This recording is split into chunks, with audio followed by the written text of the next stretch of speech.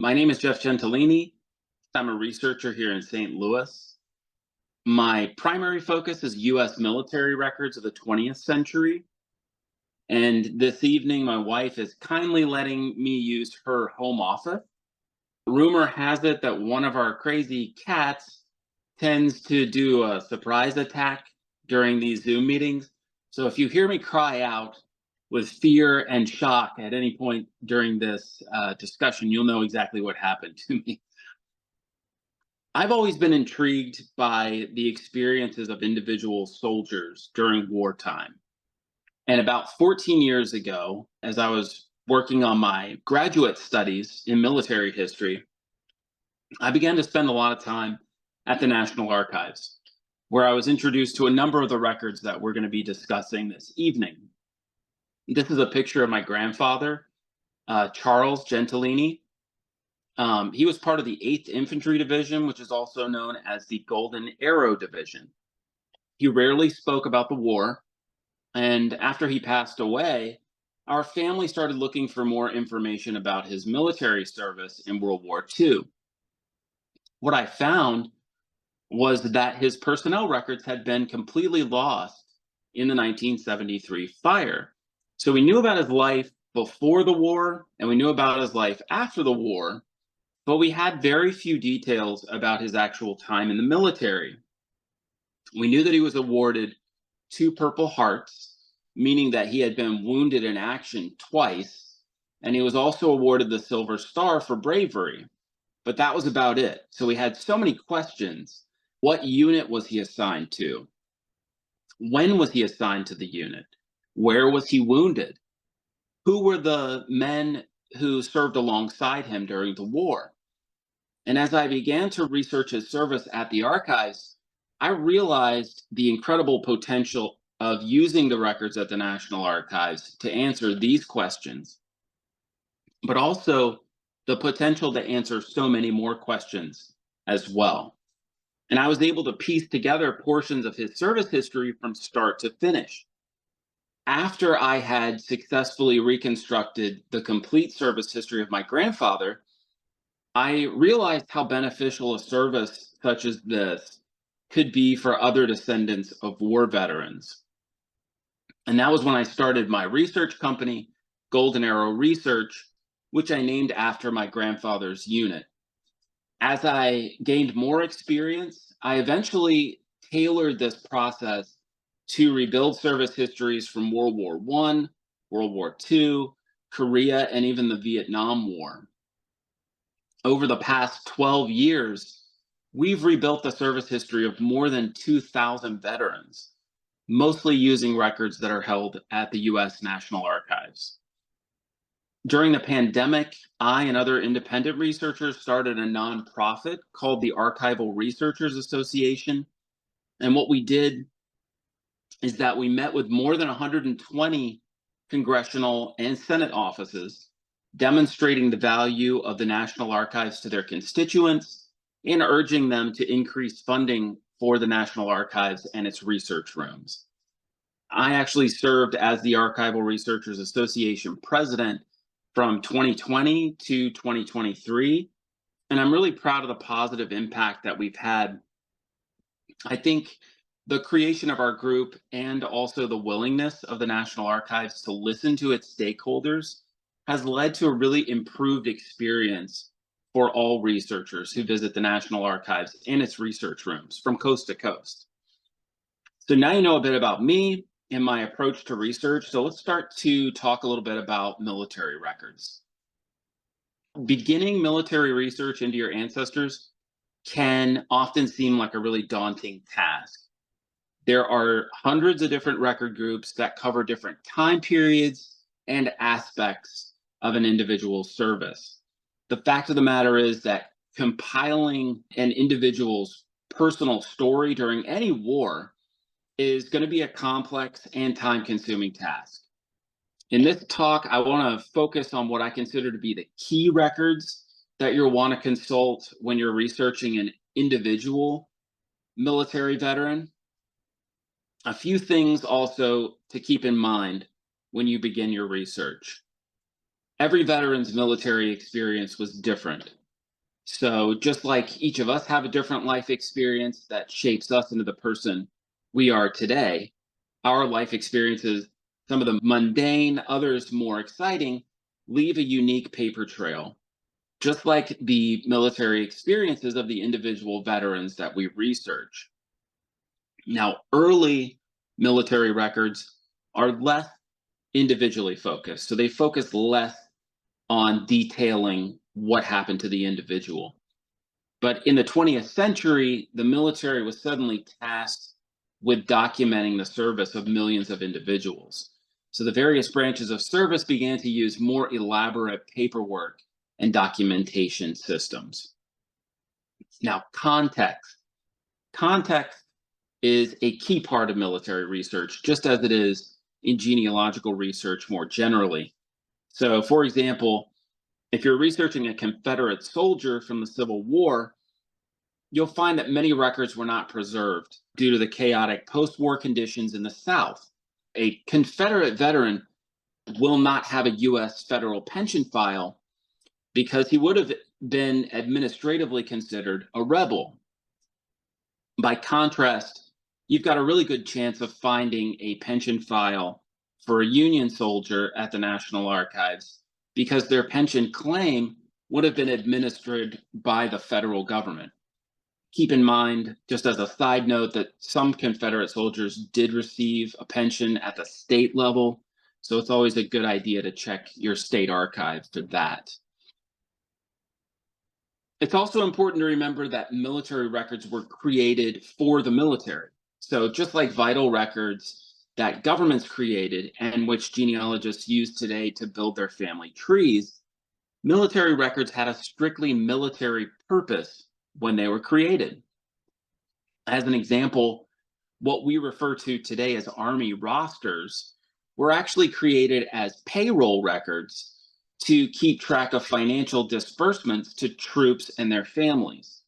So rosters were essentially an accounting tool for the Army, but today these records are used by family historians to track the military service, unit assignment, and whereabouts of their ancestors.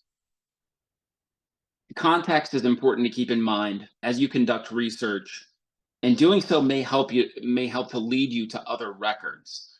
It can also serve to sort of temper our expectations because it reminds us that there are limitations that we will encounter as we go along in the research journey. There are three myths that I want to quickly address before we discuss the individual records in more detail.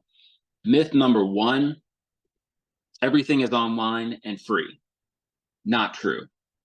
Digitization has certainly taken leaps and bounds recently, especially in the wake of the pandemic. But the records that are online are often finding aids or just portions of what is truly available at the National Archives. So records of individuals are even harder to find on the internet. Really, much of what we encounter online are database entries or one item from a record series. So the draft cards that we find on Ancestry come to mind as a good example of this. Additionally, much of the material online is dispersed on different sites, and many of these sites charge a fee. As far as digitization, I believe the National Archives has digitized something like roughly 5% of their paper holdings. So while I expect this trend to grow exponentially in the coming years, we should all be aware that military records will remain classified or restricted, many of them, due to privacy concerns for the veteran or their family. And a good example of this would be the medical files and the personnel files of Vietnam veterans, many of whom are still living. Myth number two: the myth that everything was lost in the 1973 fire. There was a fire in St. Louis in 1973, and that fire destroyed 80% or more of the personnel files for Army and Air Force veterans. And this loss spans roughly from World War I to 1963. And this is a devastating loss, absolutely. However, There are so many great resources that are now available to rebuild the timeline and the history of service for almost all veterans whose records were burned in the fire. The National Archives preservation teams are working with new technology and methods to save records that they once thought would be irretrievable. It's also important to remember that nearly all of the personnel files for Navy, Marines, Coast Guard, merchant mariners, OSS, and even the federal personnel files of federal employees of the 20th century and earlier, these records are mostly intact. All right, myth number 3, the idea that a personnel file is a complete record of service. So military personnel records aren't organized like a library. You can't simply check out a neat pile of all your veterans' documents like a book. A true picture of military service comes from multiple sources. So having accurate and detailed information about your veteran before you dig into the records themselves is critical. And this will allow you to move forward through various types of records on your veteran, and it will allow you to determine the accuracy of those records while avoiding the pitfalls that many researchers fall into. All right, and with that, let's take a look at some examples of pre-20th century military records. All right, so I just want to briefly cover the most common record series that are used to research the military service of individual U.S. veterans who served from about 1775 through 1903. Let's start with the compiled military service records. So the compiled military service records contain service data which was assembled from a variety of record sources. This includes things like muster rolls, medical reports, regimental returns, and pay documents. These compiled military service records were not actually created at the time of service. Rather, they were compiled to assist the pension office in the late 19th century. Compiled military service records give us a basic sketch of the individual veteran's service, and these files cover service periods from the Revolutionary War through about the Spanish-American-Philippine War. The compiled service records for U.S. Marines during the late 19th and earliest 20th century are much more detailed than those of their Army counterparts from the same period. Let's take a look at carded medical records. So the carded medical records cover the period from about 1780 through 1917, and they contain compiled medical data on individual U.S. veterans. Like the compiled military service record, these records were put together long after the war. They contain medical treatment documentation for illnesses and injuries and so forth. I recently had a Spanish-American war veteran who was in the cavalry I was researching, and he had been thrown from his horse in 1897 or 1898, and he had suffered a broken leg as a result of that. And I was able to find these cards that detailed his medical treatment. So the information on these medical cards is pulled from hospital registers, hospital muster rolls, and other medical reports that document that treatment. All right, let's take a look at military pension files. The military pension files document the pension application and maintenance process for veterans and the descendants of veterans. And these are really the most comprehensive source records that are available for pre-20th century veterans. These files often contain a wide variety of non-military records, and these records can be really useful for genealogical research as well as for understanding the military service of the individual veteran.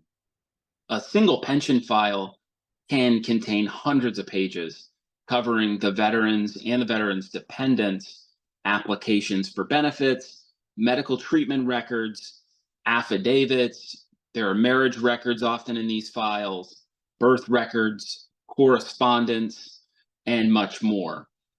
The military pension files exist for veterans who are in the service from around the 1780s through the modern era. I think these are more prevalent in the 1800s. Pension eligibility. The rules for pension eligibility changed over time, and the content of these files is really going to reflect those changes. So, for example, only those who were killed in action or severely wounded in action were eligible under the original pension rules. Later changes allowed for veterans to apply for service time-based pensions. All right, let's take a look at bounty land files. Bounty land files cover the land grants that were extended to military veterans as a reward for military service from the Revolutionary War, the War of 1812, and the Mexican-American War generally. The land bounty application process often required the submission of documents which proved the veteran or their dependents were actually eligible for the free land grant. Records that are contained in these files may include discharge papers, commissions, affidavits, among other documents. The land bounty files can help family historians connect families geographically, especially when trails go cold. All right, and then the pre-20th century unit records, usually unit histories and record of events, are what we're looking at here with these. These are records for the military units that were active during combat and different types of operations during wartime. The unit histories can provide documentation on stations, training, and battle participation. The level of detail pertaining to battlefield action is really going to vary from unit to unit in these records. But after you've located an individual veteran's service information, these unit histories and record of events can really illuminate what the veteran experienced while they were in the service. So that is really sort of a basic overview of the pre-20th century records. Let's jump into the 20th century military records. So generally covering World War I, World War II, the Korean War, and the Vietnam War. I want to start with the official military personnel files. The 20th century military personnel files are probably the most well-known and highly sought of all of the records available for researching an individual. The official military personnel records are essentially a collection of administrative paperwork that document the individual veteran's career. These files contain things like enlistment records, discharge papers, photographs, unit or ship assignment, battle and campaign participation. You'll also find things like disciplinary actions and correspondence and things like that in these files. The personnel files are really a great resource for genealogists because they also contain biographical information about the veterans' military service and their civilian life as well outside of the service. You'll find things like beneficiary records and information about the family situation outside of the military. What makes these files so beneficial for researchers is that they condense a really large amount of information about the individual into these really accessible files. Again, it's really important to remember that every veteran has a unique story, and that means that the content of these files is going to vary from veteran to veteran.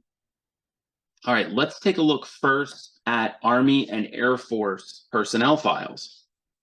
As we briefly discussed earlier, the 1973 fire at the National Archives led to the complete destruction of about 80% of the personnel files of Army and Air Force veterans of the 20th century.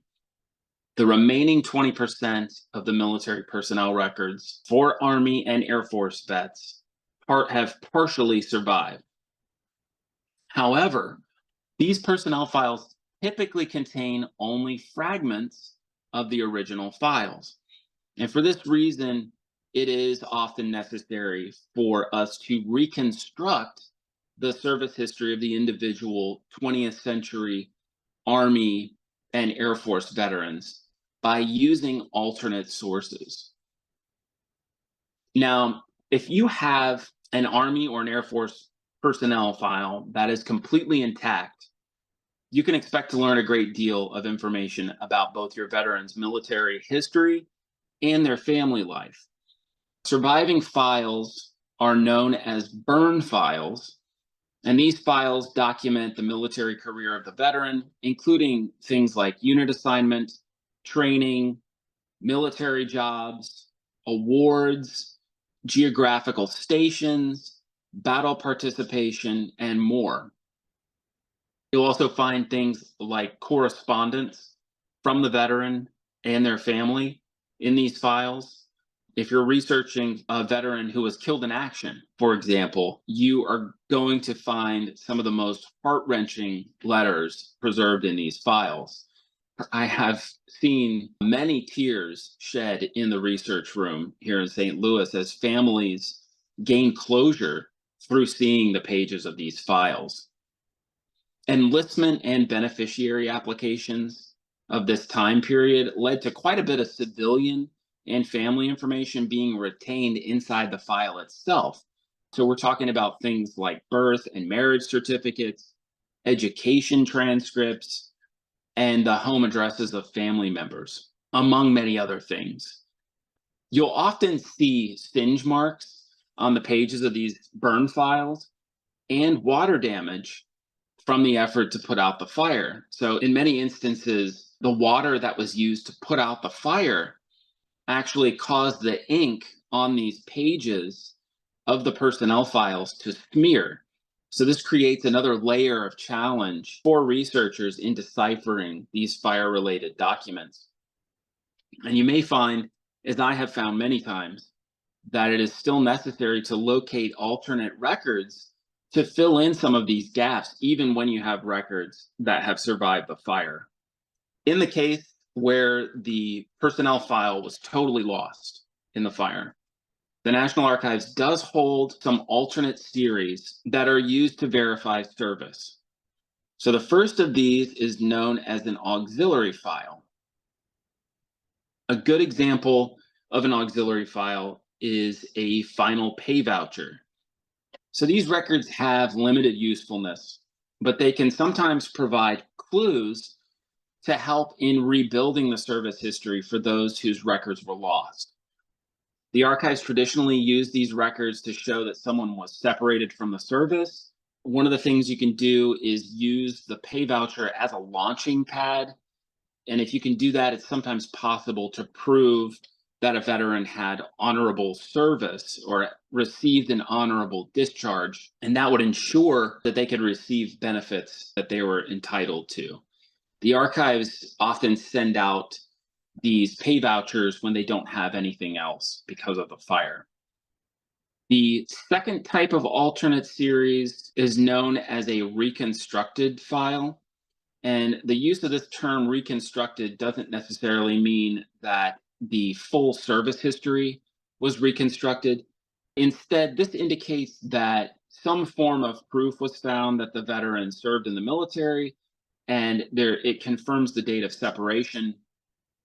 These files typically consist of photocopies that were submitted by the veteran or the family members of the veteran over the course of time.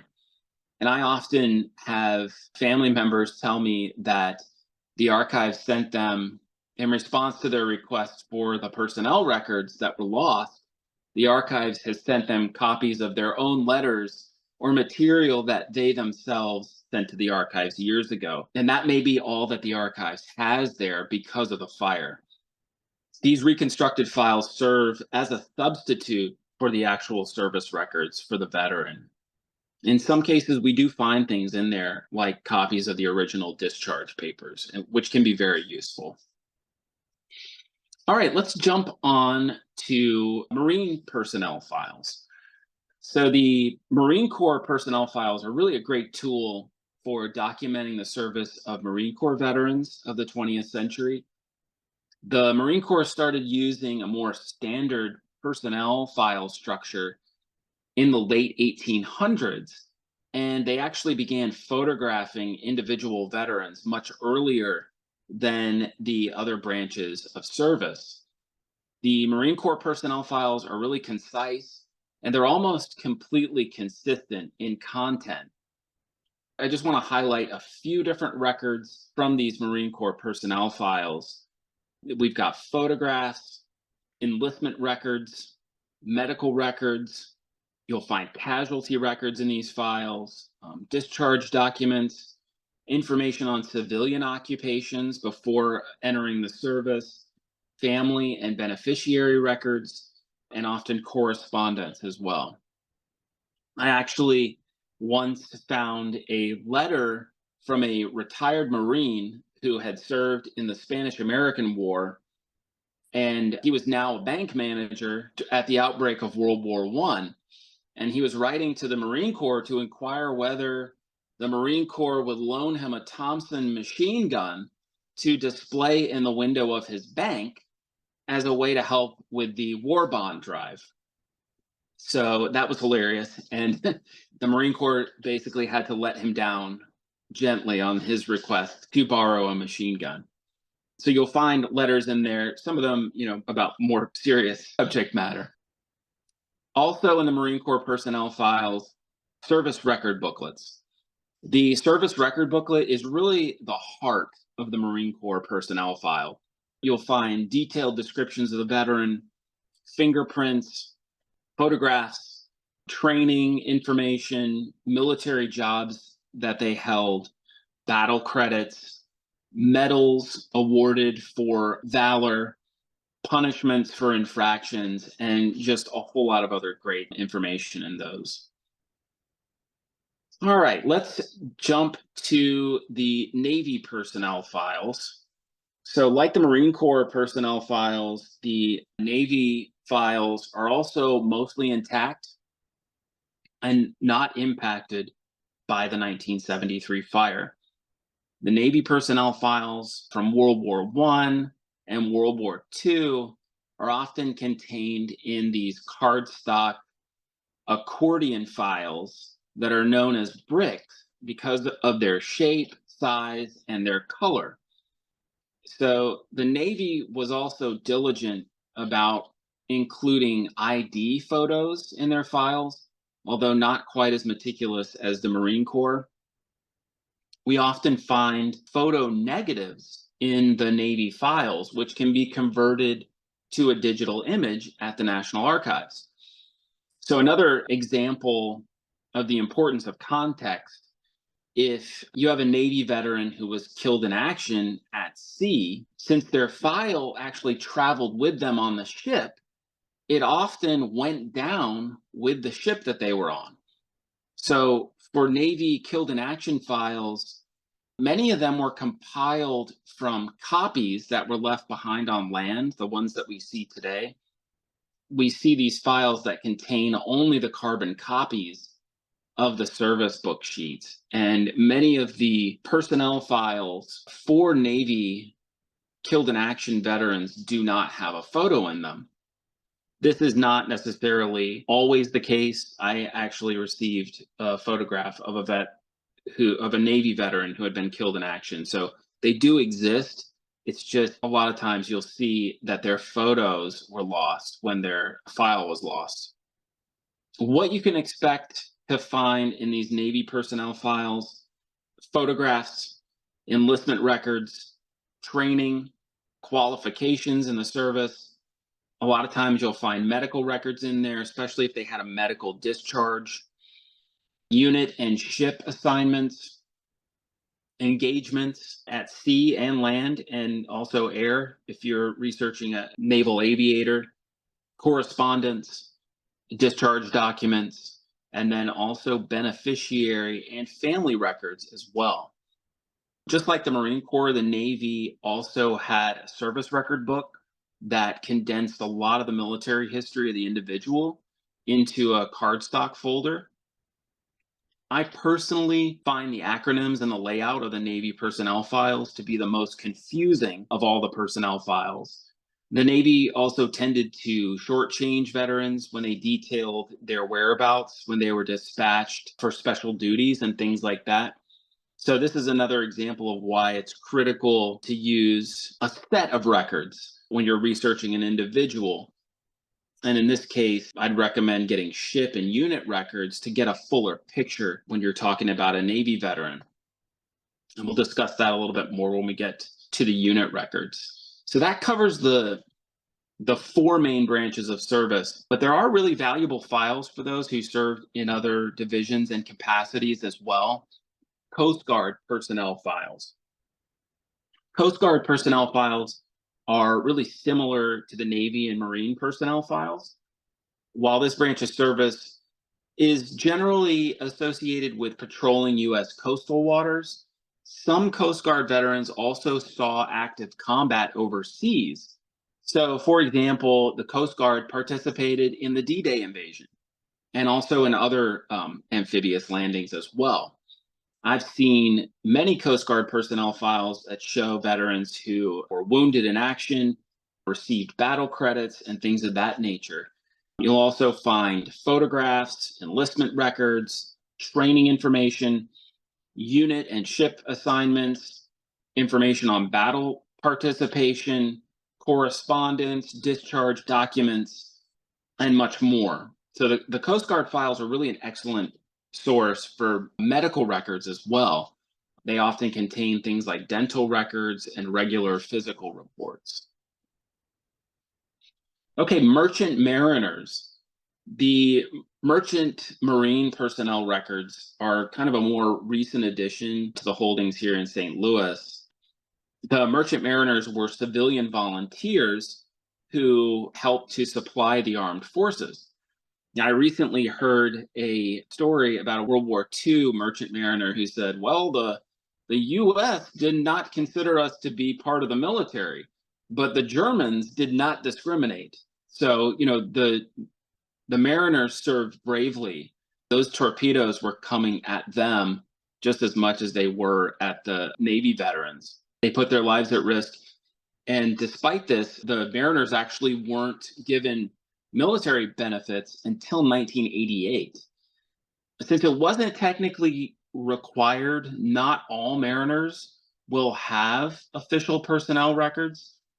The available records for mariners tend to be things like training jackets, licensing files, and casualty files when you have casualty files for mariners who died in the service. Photographs for identification cards do exist in many cases in these files. And this series, like I said, it's a newer series and it can be a little bit tricky to search. Let's take a look at chaplain case files. Army and Navy chaplains often have separate files detailing their activities as clergy during the war. This is really handy, especially if you have a chaplain who was in the Army or the Air Force and their personnel file was lost in the fire. The chaplain file would have been maintained as a distinctly different file covering basically their religious activities. These files record things like pastoral duties, unit of assignment. There are also monthly reports and evaluations from senior officers, which can be really interesting to read. You can even find actual sermons that were preached in the field to the troops. So if your ancestor was a chaplain while in the service, these records are really a fantastic resource. Additionally, other veterans from the unit that the chaplain was assigned to may be mentioned in these files as well. So this is a really great resource. OSS personnel files. The OSS, the Office of Strategic Services, and this was a precursor to the CIA. Their work was spycraft, sabotage behind enemy lines. So some of what they did remains classified even today, making it difficult to access for researchers. Many of the veterans who were in the OSS started in other branches of the military and then shifted over to the OSS.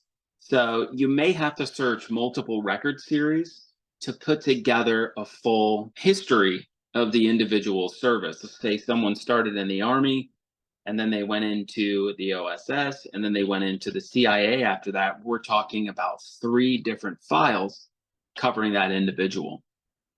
Especially if your OSS veteran went on to work for the CIA, it's going to be much more complicated to get to those files because the CIA still has them. The OSS files are definitely less traditional and less standardized than the other military personnel files. And this is probably in part due to the secretive nature of that organization.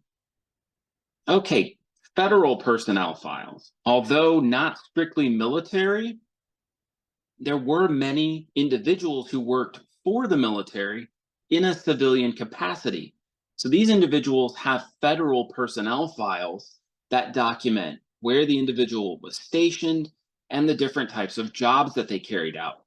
I recently researched, as an example, a civilian who was stationed at an Army Air Force base where he taught navigation to Air Corps cadets. And this is something that many researchers are not aware of. Personnel files exist for employees of the federal government going back to the 1800s. So if you have someone in your family tree that worked for, for example, the Department of Agriculture, the FBI, the Bureau of Indian Affairs, the Bureau of Veteran Affairs, the State Department, or the Marshal Service, and I can tell you in the federal personnel files for the Marshal Service, there is a lot of potential if you love the big mustaches. And this series, pretty much covers every other government agency as well. One of the great things about this series is that women are frequently featured in these files, perhaps even more so than, the male-dominated military files, because women staffed thousands of clerical and labor positions in these agencies. The federal personnel files are really an often overlooked resource for family historians, especially those of us who really love to take a deeper dive into the stories of our ancestors. So if you have ancestors who worked for the federal government, this is a great series to look into. All right, let's take a look at death and burial records. So when a service member died in active service or was killed in action, this often generated records pertaining to the burial and the disposition of their remains. In many cases, these records were placed into a death or burial file that was maintained separately from the personnel file. And this is crucial for those of us who are researching a veteran whose records were lost in the fire, because these records were not impacted by the fire. Missing in action veterans are also found in this series because investigations were conducted prior to the administrative declaration of death. So the records of that investigation would have been placed inside of the burial file, and they may have put another copy of it inside of the personnel file. But what's really great about these files is having a separate record untouched by the fire. The burial files are usually the most detailed and expansive for Army and Air Force veterans. They can also be located for other branches of service as well. World War I burial files. These files document death in the service from about 1915 through 1939. The World War I files are really fantastic because they often include eyewitness accounts of how the veteran was killed. Also, if the veteran's mother or grandmother decided to go on a government-sponsored pilgrimage in the 1920s to the burial site in France, the records of that journey, including photographs, were often placed inside of the World War I burial file. The individual deceased personnel file, these are basically the later variation of the World War I burial file. The IDPF covers the World War II and Korean War period. These records contain information on the service of the individual veteran, details about the disposition of the deceased veteran's remains, and correspondence with the family regarding the final burial of the veteran. If you're researching an Air Force veteran, you can find individual deceased personnel files covering the period 1947 to 1973. Prior to that, the Air Force would have been part of the Army. Marine Corps IDPFs are usually available covering the period about 1940 to 1989. Navy IDPFs are available currently for the years 1907 to 1989. Burial files for Navy veterans are really exceptionally rare because most veterans who died at sea were actually buried at sea. So there wasn't really any need to record a chain of custody of the remains, and there was no burial. Vietnam mortuary files. These are for Vietnam veterans who were killed in action while in the field overseas. These files do not include service members who died stateside during the Vietnam War. The mortuary files are generally on the smaller side. They detail how the veteran was killed and document the disposition of their remains. All right, award cards and general orders. These records document the medals and accolades that were awarded to members of the military. Not all of these cards provide a citation or what would be a detailed description of the actual deed that earned the award. So that information would have been recorded by your higher headquarters of the unit to which the veteran was assigned. So, for example, if a pilot was awarded the Distinguished Flying Cross, he might actually have an award card for that medal. And on that card, you'll find information that can lead you to a citation. A researcher can take that information from the card and hunt down more information on the award. Some general orders have no citation, but other orders do have a descriptive citation that provides important clues. It can give us a detailed description of what the veteran did, but also show us, unit of assignment and things like that that are critical when rebuilding the service history of the individual.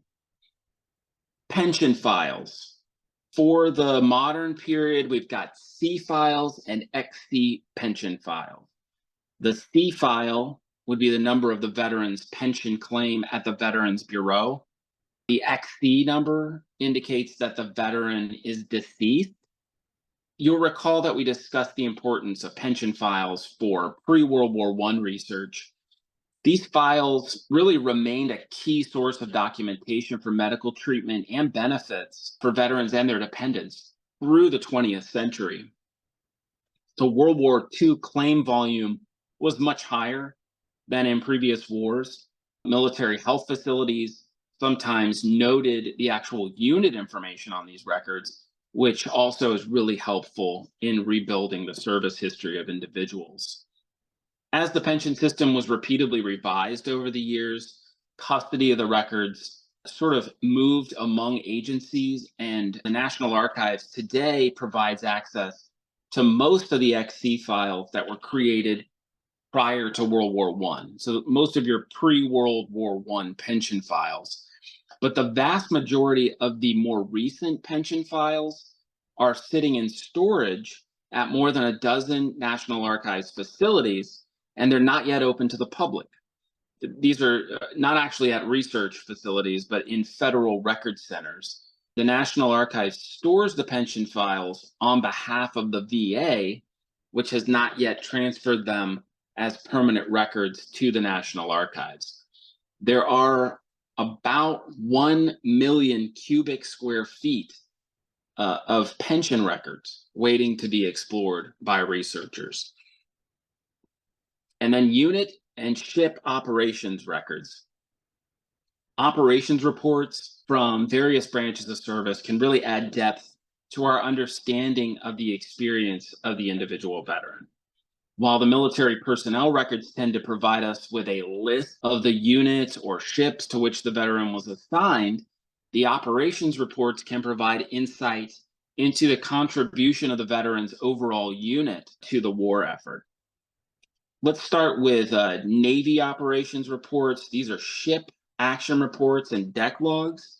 If your veteran was on a ship that saw combat, you'll often find action reports, journals, and things like that. There are also deck logs. They're extremely detailed, showing exact coordinates where the ship was located, movements, and then also daily incidents aboard the ship. Coast Guard and mariner vessels also have daily logs. However, these can be a bit more dispersed across the different research facilities of the National Archives, and they're more of a challenge for researchers to locate. Unit records for Army. Let's take a look at Army morning reports. The morning reports document the daily activity at the company or squadron level for Army and Air Forces units. For Army, a company would typically consist of about 150 to 200 men. 4 companies together made up a battalion. So, first battalion would be companies A, B, C, and D. And that battalion had about 1,000 men in it. The companies of a regiment might be operating at different locations miles apart from one another. So, knowing the regiment that your veteran was assigned to only gives you part of the story. When we get down to this company level record, we're drilling down to the smallest unit level, and we can actually see the names of the individual men in the regiment inside of these companies. So the names were listed when a veteran was transferred in and out of a company. Otherwise, they only really appear when there was a change in status, such as wounded or missing. And these records are really wonderful because they allow us to precisely track an Army veteran day by day, which again is critical in rebuilding an accurate service history. All right, let's take a look at Air Force mission reports. The mission reports for Air Force units detail aerial engagements, bombing missions, as well as daily life for Air Forces and Air Force units. The Air Force really did an incredibly detailed record keeping, even maintaining extensive histories for obscure, smaller units and bases that were across the United States during wartime. In addition to documenting unit contribution to the war effort, these records detail things like recreational activities, like shows and dances that took place on these bases. So many of them also include numerous photographs, not only of the aerial bombings, but also life outside of combat, which adds a whole other level of interesting material for your research. If your veteran served in the Army Air Forces, there's a really good chance, even if their file was lost in the fire, that you can rebuild a thoroughly detailed history of their service. Honestly, the mission reports and the histories are really great to have, even when you already have a complete personnel file, because they add so much depth and context to the experiences of your veteran. All right, and then lastly, I want to touch on operations reports for ground forces. Army, OSS, Marine Corps ground forces also maintained operations reports detailing engagements with enemy forces. So these exist from World War I through Vietnam. These are variable in their detail. You know, some units kept really good records, some not so great. Unlike the morning reports, these records don't go down to the company level. They're usually maintained at the higher level of the battalion, the regiment, or the division. But taken together, the operations reports can really help to build a narrative of action that took place while your veteran was assigned to a specific unit. So, information in these records, there are things like the number of rounds fired, timetables, prisoners taken, wounded in action, killed in action, summaries. But again, the narratives are really the most exciting part of these records. Even when you have the complete personnel file, the unit operations reports serve to flesh out what was happening while your veteran was assigned to the unit. So that covers the main series that you're going to want to look for when you start researching an individual veteran. If you'd like to consult with our team about getting access to any of the records or doing a deeper dive into researching an individual, please feel free to visit our website, fill out a contact form. I'll get back to you. Our team is really on site at most of the major archives from coast to coast. So we're already in place at these different locations where many of these records are spread out, and we can pull these together to put together a complete picture of your veterans' experiences. And in closing, I just want to express my gratitude to the National Archives staff that work under research services. Without these people who provide excellent customer service, they help researchers to understand what records are in their holdings, and they provide us with access to these records every day. Without them, there's no way that we could do research like this. And the drive to sort of digitize everything has really increased the workload on these folks. So I want to encourage you to advocate for more staff in the archival research rooms if you ever have the chance to do so. This is an area that desperately needs to be addressed by the archives management in order for researchers to continue our work that we do on behalf of the public. Thank you so much again. Somebody is wondering, they say some of their grandfather's records are classified, and they were curious if there's any way of accessing those records. Classified, I think it depends on who is classifying them and why they're classified. Because, there are lots of records that are at the NPRC, which is the National Archives here in St. Louis. I would not be able to just take that file and look at it myself. You have to request portions of it under the Freedom of Information Act.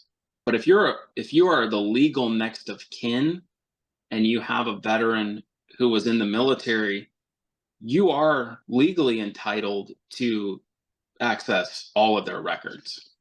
My father served in the Army Air Corps in World War II, precursor to the Air Force. Are his records considered Army or Air Force, and where are those kept? That would depend on whether he would be classified as Air Force or Army Air Forces would depend on when he got out of the service, because in 1947 the Army Air Forces became the Air Force. So if he served past 1947, he would have an Air Force file, but I don't think it would be. His personnel records should be in St. Louis as Thank long you. as they survive the fire. And then we have a couple of questions about National Guard records. Are those kept in the individual states, or how are those filed? I believe the National Guard records are actually maintained by the state. And we also have some questions about records for ancestors who served during peace times. How might their records be different, or if you could speak to that. I do a lot of research on veterans who were in the service after World War II and before Korea, and they have the same types of records. You just won't have anything, documenting incoming artillery rounds. It's more just sort of standard doing training. And I do find there are more gaps in the unit histories during those periods, especially for Army, just because I think they were probably doing more mundane types of jobs, and it didn't create the same need for those narratives that you find when you're researching intense combat periods. Somebody asks, is there a guide to which facilities have which records, and where should they go for that information?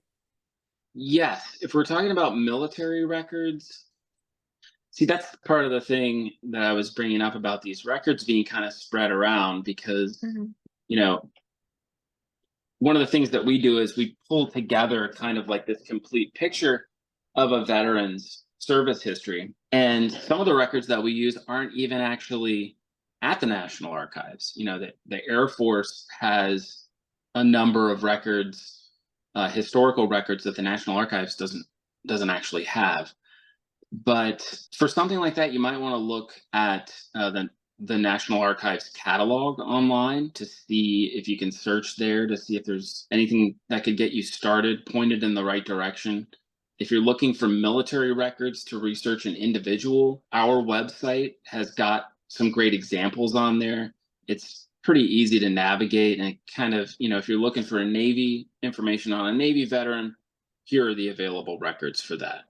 We'll do one more question, but before that, I just wanted to mention, if we aren't able to get your question, or if you would like a copy of the chat from today's Zoom, please send us an email at genealogy@acpl.info, and we'll get that to you. And so for the last question, do you have any advice for those who are planning a trip to the National Archives in St. Louis, looking for these official military personnel files? What advice would you have? Well, like we discussed in the presentation, having as much accurate information before you start digging into the records, that's the key. Once you get there, the staff at the St. Louis research room are phenomenal. And so they're going to be able to direct you and help you to get where you're going. But I mean, I do see people that come in to do research and they have expectations for what they're going to be able to accomplish that are probably a little bit unrealistic, because it takes a lot of time if you're doing complex research. It takes time to learn your way around. So plan for a longer visit if you're doing something complicated. That sounds good. Thank you.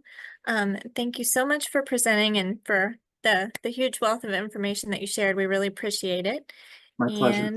And again, just wanted to mention that if anybody would like a copy of the chat, or if you have any additional questions, please send us an email at genealogy@acpl.info. So thank you again very much, and I Thank hope you. everybody has a good evening.